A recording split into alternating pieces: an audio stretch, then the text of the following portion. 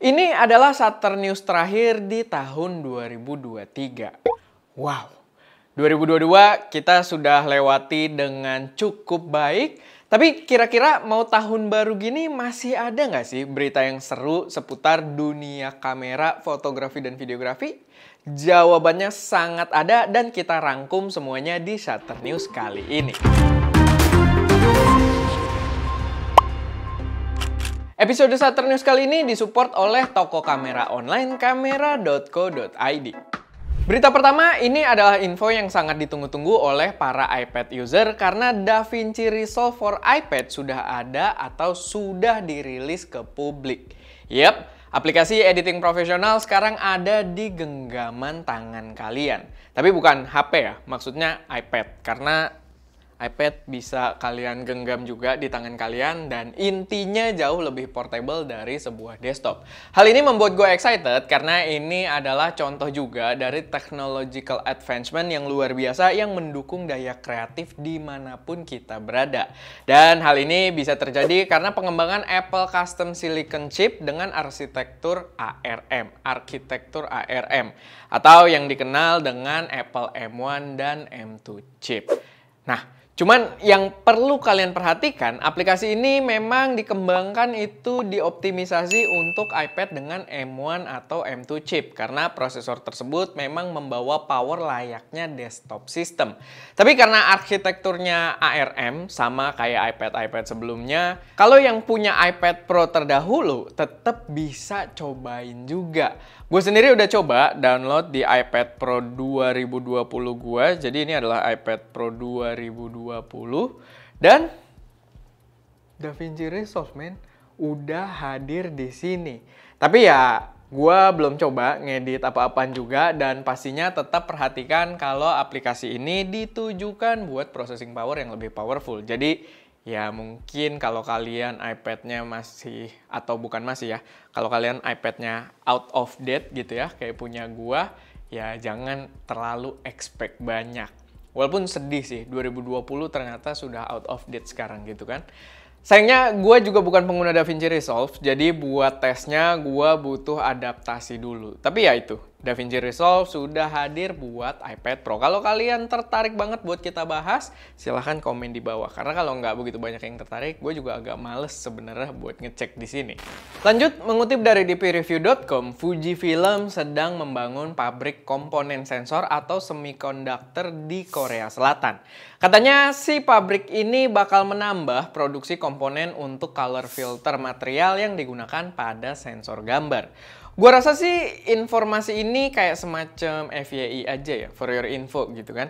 Gue kayak Jaksel abis singkatan, abis itu kepanjangannya. Tapi ya itu, karena nggak ada info Fuji bikin sensor sendiri atau kemungkinan-kemungkinan kamera baru dalam waktu dekat. Ini kayak lebih ke B2B aja sih kayaknya informasinya. Cuman sebagai user yang sangat bangga menggunakan kamera Fuji, gue juga bangga mereka semakin berkembang dalam hal manufaktur biar kedepannya bisa memprovide kamera dengan inovasi yang lebih besar lagi. Tapi minimal AF-nya kembangin lagi ya Fuji biar catch up sama Sony dan Canon. Hati-hati kebalap Lumix. Sampai kepleset ya. Soalnya Lumix ada bau-baunya bakal nyusul soal autofocus ini. By the way, kalau kalian lihat di belakang ada monitor nyala, itu kita pakai A74 lagi ngetes baterai third party yang ternyata sangat menarik padahal sangat-sangat murah. Subscribe biar nggak ketinggalan pembahasannya.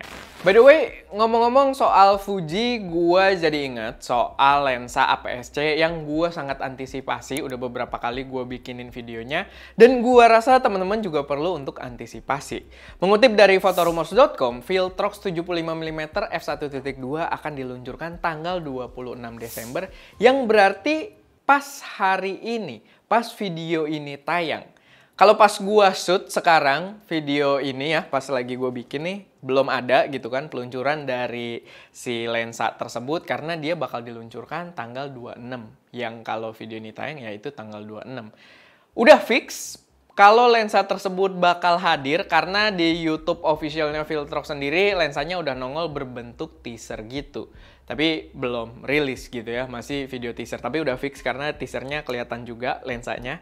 Tapi ya itu, pokoknya dia akan rilis di tanggal 26 Desember. Nah, yang menarik di artikelnya Photo Rumors itu tertulis katanya lensa ini cuma buat Fujifilm X mount. Nggak ada buat Sony E mount. Ya, mari kita lihat bener atau enggak setelah lensa tersebut dirilis. Terakhir, ini ada info yang menarik juga sebagai technological advancement dan agak menyeramkan untuk profesi fotografer. Atau menyenangkan, nggak tahu juga, tergantung dari perspektifnya. Jadi, mengutip dari petapixel.com, seorang fotografer bernama Antti Karppinen itu melakukan inovasi di bidang fotografi dengan mengambil beberapa dataset foto agar AI dapat memproduksi hasil foto jadi yang menarik dari model tersebut. Dan luar biasanya, hasilnya cukup menakjubkan. Hasilnya menurut gua cukup proper untuk kebutuhan komersil profesional. Sebenarnya ini agak mirip-mirip aplikasi lensa yang sempat viral dan orang banyak share hasil-hasilnya ketika foto mereka dijadikan karakter-karakter fantasi. Tapi di sini kata fotografernya dia memanfaatkan beberapa AI yang berbeda dari aplikasi lensa tersebut biar dapat yang lebih proper untuk kebutuhan profesional. Cocok buat kompro kayak gini. Kalau kalian lihat hasil-hasilnya bener-bener itu mind blowing banget gitu ya. Dan itu dihasilkan oleh AI. Cuman dia juga develop sendiri ya untuk si penggunaan AI-nya ini. Walaupun bukan dari nol dan tetap pakai source AI yang mungkin udah ada sebelumnya. Tapi ini bukan aplikasi publik juga yang bisa kita cobain sembarangan. Jadi dia ya keep it to himself gitu ya. Dia aja yang pakai sendiri untuk ya dia pakai buat kerjaan dia. Asik juga sih sebenarnya kalau dikomersilin. Gue nggak tahu dengan kalian, tapi menurut gue ini keren banget. Dan gue sih yakin AI ini nggak akan menggantikan fotografer ataupun videografer yang memang handal di bidangnya. Justru bakal jadi tools baru yang membuat proses kita jauh lebih efisien. Tapi balik lagi, kalau kalian punya pendapat juga silahkan taruh aja semuanya di kolom komentar. Dan oke. Itu aja buat video kali ini. Kalau misalkan ada koreksi, saran, atau pertanyaan, atau kalian punya informasi lain yang mungkin menarik tapi belum gue sampaikan dan mungkin bermanfaat buat teman-teman yang lain, silahkan taruh aja semuanya di kolom komentar juga.